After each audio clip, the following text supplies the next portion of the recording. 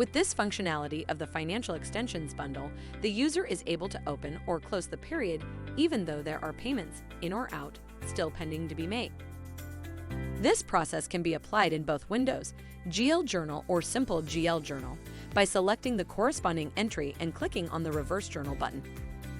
This way, the system automatically creates a reverse entry that compensates the amount in the credit and debit columns. Attendo shows a success notification in green when the process is complete. A reverse document with a new G/L journal number is generated as a draft so the user can then complete it. When the GL Journal entry is created in the Simple GL Journal window, the user is able to change the description in the pop-up window after clicking on the reverse button. This is useful to distinguish between the original GL Journal and the reverse one. Also, it can be processed automatically by checking the Process Document checkbox. For more information, visit the link in the description below. That's all for now. See you in the next video.